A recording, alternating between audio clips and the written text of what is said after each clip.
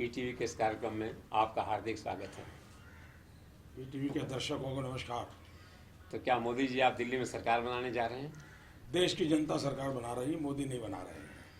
देश की जनता भारतीय जनता पार्टी को भरपूर प्रेम कर रही है, मोदी को भरपूर प्रेम कर रही है। और मैंने कभी जीवन में सोचा भी नहीं था कि देश की जनता देती है तो छप्पर फाड़ के देती है। ये मैं अनुभव कर रहा हूँ। तो एनडीए ने 275 सीट्स कही है, लेकिन आपका कोर ग्रुप 318 320 सीट की बात कहता है, तो आपका क्या आंकड़ा?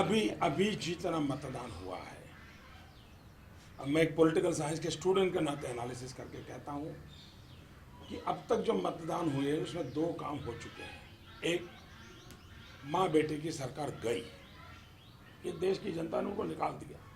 दूसरा काम किया है, आने वाली सरकार की मजबूत नींव अब तक के मतदान में हो चुकी है। बाकी जो मतदान है वो मजबूत सरकार बनाने का मतदान है। भारतीय जनता पार्टी के नेतृत्व में एनडीए की बहुत मजबूत वाली सरकार बनेगी। और पिछले 25 साल में हिंदुस्तान ने ऐसी मजबूत सरकार कभी नहीं देखी। ऐसी मजबूत सरकार इस देश की जनता देने वाली है। तो राजनाथ सिंह ने कहा कि you will need no more alliances. आपको भी ऐसा लगता है कोई अलायंस की जरूरत? मैं उस चर्चा में जाना नहीं चाहता हूं, क्योंकि मैं ये मानता हूं सरकार चलाने के लिए भले ही भारतीय जनता पार्टी को 300 सीट मिल जाए, लेकिन देश चलाने के लिए मैं सबका साथ लेने के पक्ष में हूं। सरकार चलाना एक बात है, देश चलाना दूसरी बात है। मुझे मनमोहन सिंह जी की तरह सरकार चलाने में इंटरेस्ट कम है, देश चलाने में इंटरेस्ट ज़्यादा है। एक बड़ा स्ट्रेटेजिक अनाउंसमेंट पिछले दिनों आपने दिया था, जिसमें आपका स्टेट्समैन उभर के सामने आया कि हम working willing with work to Congress.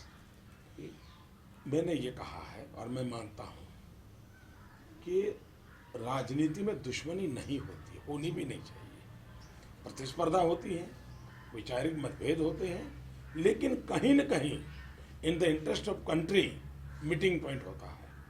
और यही तो लोकतंत्र की ब्यूटी है। और उस लोकतंत्र की ब्यूटी को संभालना, बनाए रखना हम सबका काम है। ये फारूक अब्दुल्ला ने क्या बयान दे दिया? आपने अच्छा सवाल पूछा। भारत की सेकुलरिज्म के पर चर्चा अगर करनी है तो मैं बहुत जिम्मेवारी के साथ आज और गंभीरता से बात करना चाहता हूं। भारत का सेकुलरिज्म इसलिए नहीं है कि संविधान के अंदर वो शब्द जोड़ दिया गया है। भारत हजारों साल से सर्वपंथ समभाव इस तत्वज्ञान से जुड़ा हुआ है।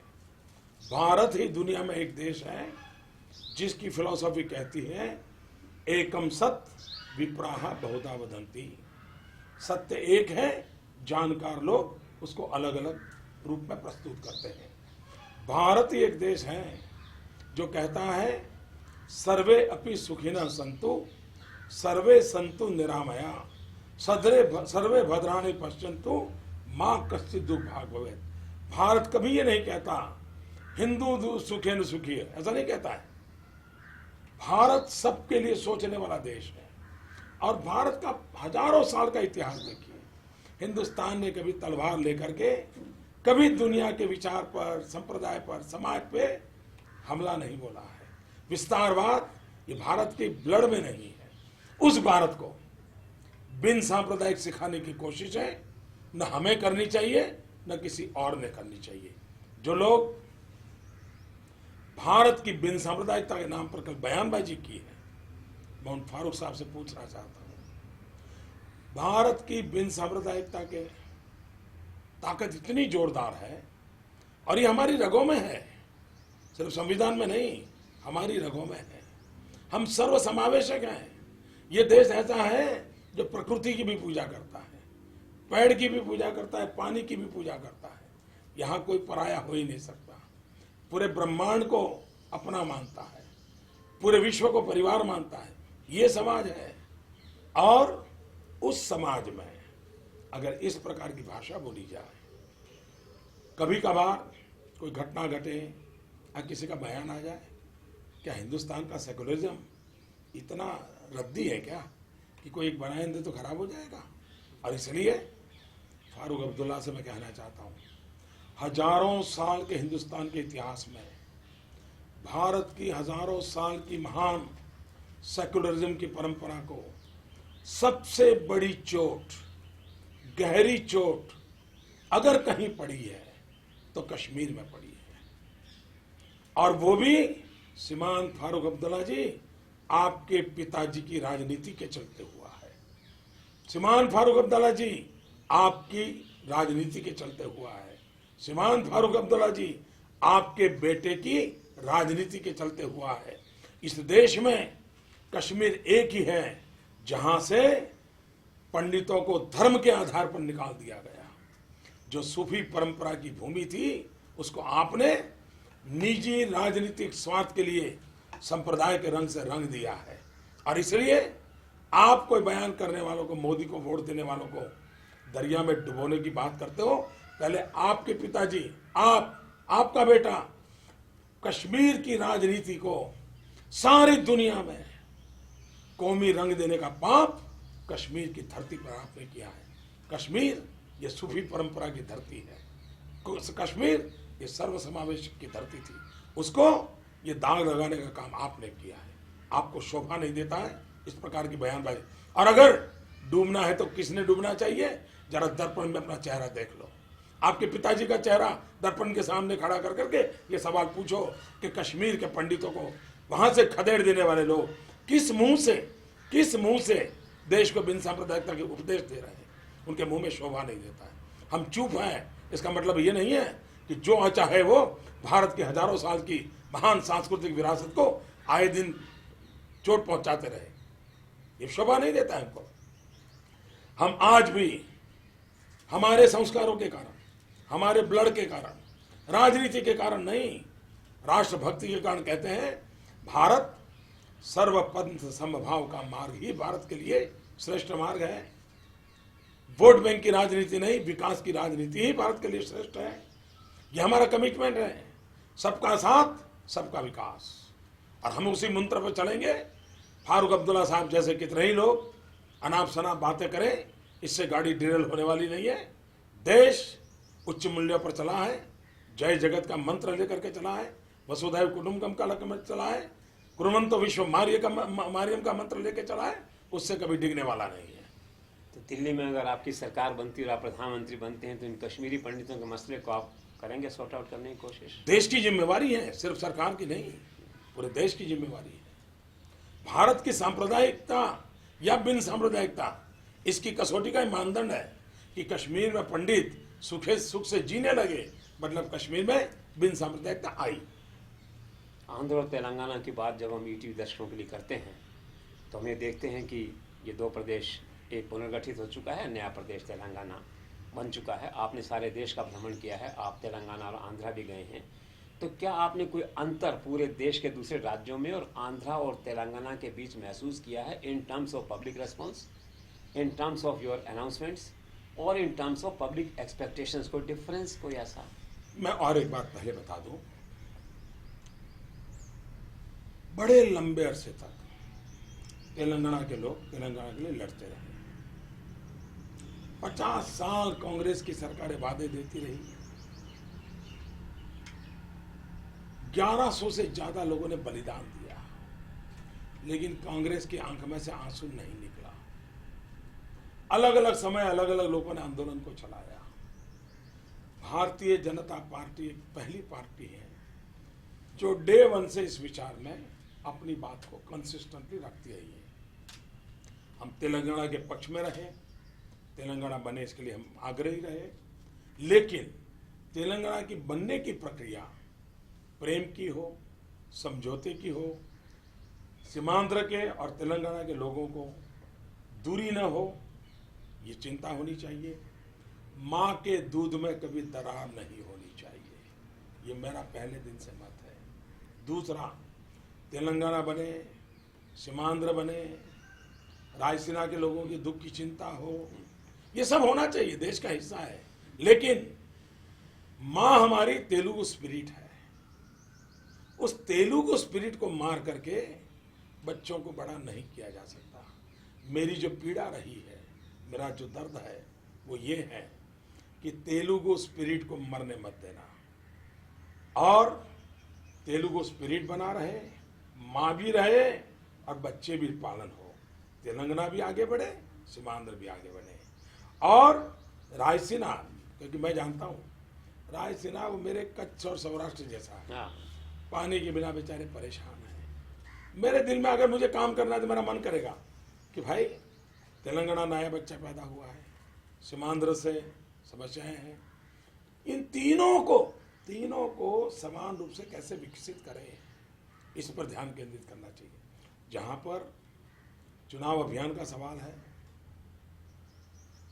मैं तेलंगाना के नागरिकों का और सीमांध्र के नागरिकों का अभिनंदन करता हूं। मैंने देखा इतनी गजब पॉलिटिकल मैच्योरिटी है, वरना क्या होता है कि प्रादेशिक भावना में लोग बह जाते हैं। लेकिन मैंने तेलंगाना में भी देखा, सीमांध्र में भी देखा कि उनको मालूम है कि अब तेलंगाना को आगे बढ़ाना है, सीमांध्र को आगे बढ़ाना है, तो किस सरकार के समय हमारा जन्म हुआ इसका महत्व नहीं है। अब कौन डॉक्टर हमें आगे बढ़ाएगा, बचाएगा, हमें खिलाए पिलाएगा, उसकी रुचि उसमें है, ये समझदारी है। और इसके लिए मैं सलाम करता हूँ तेलंगाना के लोगों का और सीमांध्र के लोगों का। उनका ध्यान साफ है, अब हमारा भला नई सरकार करेगी। और इसलिए मैं देखता हूँ पूरे देश से ज़्यादा नई अनुकूल सरकार बनाने का इरादा तेलंगाना में भी ज़्यादा है, सीमांध्र में भी ज़्यादा है। और इसलिए तेलंगाना और सीमांध्र के लोग दिल्ली में ऐसी सरकार बने जो नए बालक तेलंगाना को, इस शिशु को संभाले। सीमांध्र को लगता है कि तेलंगाना के जाने के कारण जो हमारा लूट गया है, उस स्थिति में हमें कोई संभालने वाला चाहिए। उनको भरोसा है कि एनडीए की नई सरकार ये करेगी। और दूसरा, उनको भी लगता है अगर दिल्ली में जो सरकार आए उसी के अनुकूल अगर राज्य में सरकार आए तो बहुत स्मूथली तेलंगाना का भी भला होगा, सीमांध्र का भी भला होगा। और व्यक्तिगत रूप से मैं मानता हूँ कि इन दोनों की चिंता करनी चाहिए, जिम्मेवारी लेनी चाहिए। और मेरा तो, मैं सीमांध्र कहो तेलंगाना, वहाँ के नौजवानों के प्रति मेरे मन में बड़ा आदर है, बड़े मेहनती है, बड़े टैलेंटेड है, वो देश को बहुत कुछ दे सकते हैं। तो तेलंगाना के लोगों को आपसे जो भारी उम्मीदें हैं, अपेक्षाएं हैं, उम्मीदें हैं, इनको आपका क्या कोई रोड मैप, कोई विजन, कोई प्लान इसके ओवरऑल डेवलपमेंट के लिए इस बहुत मेरे मन में बहुत चीज़ें हैं। देखिए, कुल मिलाकर के एक हैदराबाद छोड़ दें तो तेलंगाना को बहुत की आवश्यकता है। वहाँ के लघु उद्योगों का बहुत बड़ी जाल बिछाई जा सकती है। आज तेलंगाना और सीमांध्र से लाखों से संख्या में नौजवान गल्फ कंट्रीज में जाते हैं, मजदूरी करते हैं, वहाँ उनका एक्सप्लॉयटेशन होता है। एक्सटर्नल अफेयर्स मिनिस्ट्री उनकी चिट्ठी भी नहीं पढ़ती है। इनके दुखों को कौन दूर करेगा? हमको करना पड़ेगा। स्किल डेवलपमेंट देना चाहिए। सीमांध्र में, जैसे गुजरात में हमने कोस्टल डेवलपमेंट किया, सीमांध्र में बहुत बड़ा कोस्टल डेवलपमेंट हो सकता है। और सीमांध्र भारत की समृद्धि का प्रवेश द्वार बन सकता है, इस पर हम ध्यान दे सकते हैं। और तेलंगाना के अंदर अब देखिए, आईटी का क्षेत्र हैदराबाद सीमित हो गया, उसको हम पूरे तेलंगाना और सीमांध्र में क्यों न डेवलप करें। तो हम आईटी रिवॉल्यूशन में, क्योंकि वहाँ एक टैलेंट पड़ी है, बेस पड़ा है, उसका एक्सपांसन कर सकते हैं। टूरिज्म के लिए कितनी संभावनाएं पड़ी है, उस टूरिज्म को बल दे सकते हैं। यहाँ ट्राइबल बस्ती बहुत है, बंजारा लोग हैं मेरे भाई, क्योंकि मेरे गुजरात से गए हैं। उन बंजारा परिवारों का अभी तक किसी ने ख्याल नहीं किया है, बहुत बड़ी मात्रा में है। और ओरिजिनल वो गुजरात के लोग हैं, और मैं बहुत सालों से उनसे परिचय में हूँ। बंजारा नेताओं से भी मेरा बड़ा अच्छा संपर्क है। और मैंने देखा है, थोड़ी सी मदद मिल जाए ना, इतने मेहनती लोग हैं, बहुत कुछ कर सकते हैं। एग्रीकल्चर सेक्टर है। देखिए, वहाँ सबसे बड़ी समस्या है पानी की। अटल बिहारी वाजपेयी का जो सपना है नदियों को जोड़ना, वो हम पूरा करना चाहते हैं। दूसरा, जैसे अटल जी ने एक बहुत बड़ा योगदान दिया एनडीए गवर्नमेंट में, प्रधानमंत्री ग्राम सड़क योजना। हमने हमारे चुनावी घोषणा पत्र में कहा है प्रधानमंत्री कृषि सिंचाई योजना, इरिगेशन इंफ्रास्ट्रक्चर, ये अगर हमने कर दिया, एग्रीकल्चर वैल्यू एडिशन में गया गया। आज देखिए, आंध्र में इन 10 सालों में, दिल्ली में भी सरकार उनकी राज्य में भी सरकार उनकी, लेकिन सबसे ज्यादा आत्महत्या आंध्र में किसानों ने की। आंध्र का किसान भी कॉटन ग्रोवर है, तेलंगाना का किसान भी कॉटन ग्रोवर है, गुजरात का किसान कॉटन ग्रोवर है। हम इस कॉटन पे वैल्यूएशन पे काम करें। मेरी 5F फॉर्मूला है आंध्र के लिए, तेलंगाना के लिए, कॉटन ग्रोवर किसानों के लिए, farm to fibre, fibre to fabric, fabric to fashion, fashion to foreign. जहाँ कपास है वहीं धागा बने, जहाँ धागा है वहीं कपड़ा बने, जहाँ कपड़ा है वहीं रेडीमेड गारमेंट बने, जहाँ रेडीमेड गारमेंट बने वहीं सीमांध्र के समुद्र तट से सारी दुनिया में माल पहुँच जाए। आप मुझे बताइए कितने नौजवानों को रोजगार मिलेगा, किसान को अपने कितने पैसे मिलेंगे कॉटन के। चीजें करें। और मैं विश्वास से कहता हूं तेलंगाना और सीमांध्र का तो विकास होगा, लेकिन उनके कारण हिंदुस्तान का विकास होगा। तो हैदराबाद की तरफ बढ़ेगा, तेलंगाना भी हैदराबाद जैसा बनेगा आगे जाके आपके इस प्लान में? न सिर्फ तेलंगाना भी बनना चाहिए, सीमांध्र भी बनना चाहिए। सीमांध्र में भी उतनी पोटेंशियल है, तेलंगाना में 6-8 तो मथक ऐसे हैं, इतने बढ़िया आगे जा सकते हैं जी, बहुत आगे जा सकते हैं। तो हैदराबाद की कैपिटल का ट्रिकी इशू कैसे सॉल्व करेंगे? चंडीगढ़ की तरह ही अटक नहीं जाएगा? मिल बैठ करके हो सकता है। देखिए, कांग्रेस की विशेषता ये थी कि उनकी राजनीति इश्यूज को खड़ा करना, इश्यू को लटकाए रखना, आश्वासन देते रहना, लोगों को मूर्ख बनाना, ये उनका पैकेज डील रहता है राजनीति का। भारतीय जनता पार्टी, अटल जी की परंपरा ये रही है कि समस्याओं को समाधान करना, मिलजुल करके समाधान करना। देखिए, अटल जी ने छत्तीसगढ़ को जन्म दिया, मध्य प्रदेश भी खुश, छत्तीसगढ़ खुश। उत्तराखंड को जन्म दिया, उत्तराखंड खुश, उत्तर प्रदेश खुश। झारखंड को जन्म दिया, झारखंड खुश, बिहार खुश। लेकिन इन्होंने एक किया, गोलियां चलाई, खून बहा, आग लगी, क्योंकि उनको समस्याओं में से ही अपनी राजनीतिक रोटी सेकनी है। हमें समाधान करके विश्वास पाना है। तो हैदराबाद ब्रांड भी प्रमोट होगा तेलंगाना के साथ साथ? हैदराबाद ब्रांड पूरे हिंदुस्तान के लिए काम आने वाला है। ये हमने बहुत अन्याय किया है। हैदराबाद को सिर्फ तेलंगाना और आंध्र का मत समझो। हैदराबाद हिंदुस्तान की विरासत है। दुनिया में हैदराबाद का ब्रांड नेम हो चुका है। 10 साल में बर्बाद कर दिया। चंद्रबाबू ने बहुत बड़ी सेवा की थी, फिर से उसको आगे बढ़ाना है। देखिए, दुनिया में चाइना क्या करता है, सांघाई को दुनिया में मार्केट करता है। हम लोग ऐसे हैं जिनको आता नहीं है। हम हैदराबाद कर सकते हैं, हम बैंगलोर कर सकते हैं, कलकत्ता भी आगे जाके करना चाहिए, चेन्नई भी करना चाहिए, लखनऊ करना चाहिए, काशी बनारस करना चाहिए। क्या कितना नहीं है, सब करना चाहिए, कर नहीं रहे। तो चंद्रबाबू नायडू का जो आपने जिक्र किया, तो क्या आप टीडीपी को एक क्रेडिबल, भरोसेमंद अलायंस पार्टनर मानते हैं? हमारे सारे सहयोगी रहे, एनडीए का हमारा अनुभव है, बहुत ही भरोसेमंद रहे हैं। अटल जी को कभी ये नहीं कहना पड़ा कि साथी दलों के दबाव में मुझे करना पड़ता है, कभी नहीं कहना पड़ा। मनमोहन सिंह जी को दिन रात कहना पड़ता था क्या करे, क्या कोएलिशन धर्म का प्रॉब्लम है। मैंने एक बार मनमोहन सिंह जी को पूछा था, मैंने कहा साहब, आपका विदेश मंत्री यूएनओ में जाकर के दूसरे देश का भाषण पढ़े, ये कोई कोएलिशन धर्म का प्रॉब्लम है क्या? मैंने कहा क्या आप बातें करते हो? मैंने कहा आप सरकार चला ही नहीं रहे हो, आपको सरकार चलाने में सीरियसनेस है ही नहीं। और अब तो साफ हो गया, माँ बेटे सरकार चलाते थे। ये जो चंद्रबाबू नायडू की बात आती है, तो आंध्रा में उनकी जो इमेज है, गो गेटर की, टैलेंटेड चीफ मिनिस्टर की, रिजल्ट ओरिएंटेड की, हार्ड वर्किंग चीफ मिनिस्टर की, जो आपने अलायंस किया है, इस अलायंस से तेलंगाना और आंध्रा दोनों प्रदेशों के आम आदमी, पब्लिक को क्या फ़ायदा होगा? देखिए, मैं बताता हूँ, भले चंद्रबाबू बीच में हमारे साथ नहीं थे, लेकिन हम दोनों जब एक साथ मुख्यमंत्री थे और हम जब हमारी मुख्यमंत्रियों की मीटिंग में बैठते थे, तो सबसे ज़्यादा वेवलेंथ मेरी और चंद्रबाबू की मिलती थी। क्योंकि हम दोनों सिवाय डेवलपमेंट कुछ बोलते ही नहीं थे, सिवाय डेवलपमेंट कभी नहीं बोलते थे, कभी इधर उधर हम जाते नहीं थे। और इसलिए हमारी जोड़ी सबसे ज़्यादा जमेगी। नेचुरल अलाइंस, एक जोड़ी जमेगी। एक आंध्रा की जो बात करते हैं, तो जगन फैक्टर को कैसे हैंडल करेंगे आप? आपका मेन मुकाबला जगन की पार्टी से है वहाँ। मुझे नहीं लगता है, मैदान में नहीं है।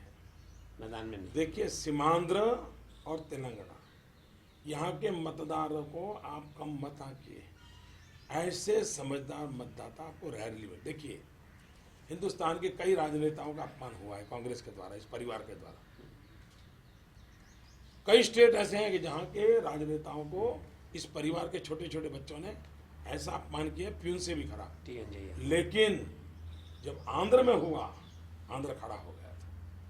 ये जो आंध्र का स्पिरिट है ना, वही स्पिरिट देश की ताकत बन सकता है। कांग्रेस ने उसी स्पिरिट को कुचलने की कोशिश करी, हम उसी स्पिरिट को अपनाने की कोशिश करेंगे।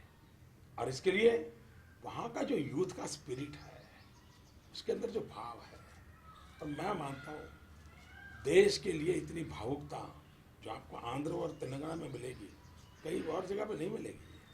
ये जगन के खिलाफ जो केसेस चल रहे हैं, तो क्या इनके निपटारे के लिए या करप्शन को निपटाने के लिए कोई फास्ट ट्रैक कोर्ट्स वगैरह बनाएंगे आप? ये राजनीतिक दलों का काम नहीं है और नहीं पॉलिटिकल स्टेटमेंटबाजी करनी चाहिए। कानून कानून का काम करे। लेकिन एक बात मैंने साफ कही है, तो दोबारा मैं कहना चाहूँगा, हमारा मत है कि हिंदुस्तान में राजनीतिक अपराधीकरण इस चर्चा का विषय भी है, चिंता का विषय है। एक बार दूध का दूध पानी का पानी हो जाना चाहिए।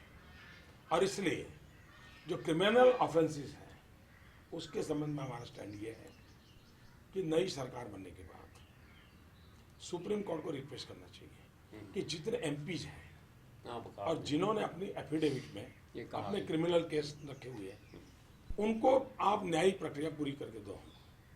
सजा होगी सजा होगी, निर्दोष जाएगा निर्दोष जाएगा, सजा होगी तो उसकी सीट खाली हो जाएगी और अच्छा आदमी आ जाएगा। एक बार भारत की संसद में आया हुआ एक भी व्यक्ति जिस पर इस प्रकार की कोई चीज लगी हुई नहीं है, तो धीरे वो परकुलेट हो जाएगी और ये काम हो सकता है। जहां तक केसेस चलते हैं, जैसे आज देखिए मुझ पर पिछले 12 साल में ढेर सारे केसेस चलाए गए, तो राजनीतिक विंडिक्टिव था नेचर, इससे देश का भला नहीं होता है। लॉ एंड ऑर्डर अपना काम करें। आपके जो केसेस की बात आपने की और आंध्रा में की, तो आंध्रा में ब्रॉडली करप्शन केसेस हैं, तो करप्शन तो एक मुद्दा ही आपकी पार्टी आंध्र में भी रहेगा। करप्शन रिमूवल, करप्शन हर बोलने में तो सबका है, हम करना चाहते हैं, बोलते तो सब है। एक बात और मेरे समझ में नहीं आई कि तेलंगाना के निर्माण में, सेपरेट स्टेट बनाने में आपका ज़बरदस्त रोल रहा, पूरा सपोर्ट आपकी पार्टी ने किया, लेकिन तेलंगाना की जो टॉप लीडरशिप है वो बीजेपी के साथ कंफर्टेबल फील नहीं करती है। कंट्राडिक्शन कैसे है? ऐसा जरा भी नहीं है। भारतीय जनता पार्टी का कमिटमेंट रहा है, मैंने शुरू में ही आपके जवाब दिया है इसका। भारतीय जनता पार्टी ने कभी दोगली बात नहीं की, साफ साफ बोला है। हमारा झगड़ा तरीके से है, माँ को मार करके बेटे को जन्म देने से फायदा नहीं हुआ है, हमारा मत है। जिम्मेवारी राजनेताओं की रहती है कि माँ भी जिंदा रहे, बच्चा भी जिंदा रहे। अब हमारे जिम्मे आने वाला है, हम माँ को भी बनाएंगे बचाएंगे, बेटे को भी बनाएंगे बचाएंगे, ये हमारा रहेगा। ये कहा गया कि तेलंगाना के मुद्दे पे पार्टी में कुछ मतभेद था पार्लियामेंट्री बोर्ड में या आरएसएस के साथ, तो आपने सॉर्ट आउट किया, आपने पहल करी। पहली बात है, ये सारी गपोड़बाजी चल रही है, हम लोगों का ओपन स्टैंड रहा है। ये सारी ये मीडिया में लोग इधर उधर की चलाते रहते हैं, सब बेकार बातें हैं। एक हैदराबाद में नया चमत्कार आपने किया, भारतीय लोकतंत्र के इतिहास में पहली बार की पब्लिक मीटिंग में 5 रुपए का एंट्री फीस दे के व्यक्ति आएगा और 1.5 लाख लोग पहुंचे सबसे पहले वहाँ। ये क्या मिरेकल है आपका? देखिए, हिंदुस्तान में ये जो माना गया था कि राजनेताओं की कोई आबरू नहीं है, लोग राजनेताओं को नफरत करते हैं, हैदराबाद की उस घटना ने देश को सिद्ध कर दिया कि देश की जनता अच्छा क्या है बुरा क्या है उसका भेद जानती है। अच्छा है उसके साथ चलने को तैयार है। मैं भी तेलंगाना गया था, क्या मुझे प्यार दिया है तेलंगाना ने, क्या प्यार दिया है जी, मैं कल्पना नहीं कर सकता हूँ। मुझे लगता है कहीं पिछले जन्म में मैं यहाँ तो पैदा नहीं हुआ था, या क्या अगले जन्म में मुझे वहाँ पैदा हो रहा है कि नहीं हो रहा है। इतना प्यार मैं कल्पना नहीं कर सकता हूँ जी। तो आप आश्वस्त हैं कि आंध्र और तेलंगाना में भी आपको बहुमत मिलेगा? आंध्र और तेलंगाना के दोनों, सीमांध्र और तेलंगाना, मैं आपको विश्वास दिलाता हूँ, मोदी जहाँ भी होगा आपके लिए होगा। वहाँ के नौजवानों को विश्वास दिलाता हूँ, आपका भविष्य 20 साल बर्बाद हुआ है, अब वो पाप नहीं होने दूंगा। मेरे से जितना हो सकेगा मैं इस 20 साल का गड्ढा भी निकालूंगा और आपको न्याय मिले, आपको अवसर मिले, मेरी पूरी कोशिश रहेगी, चाहे आप सीमांध्र में हो, चाहे आप तेलंगाना में हो, या रायसीना की उपेक्षा होती हो, कुछ भी हो, मेरे अपने हैं आप। और मैं भी आपका मोदी गारू हूँ। बहुत बहुत धन्यवाद। Thank you so much.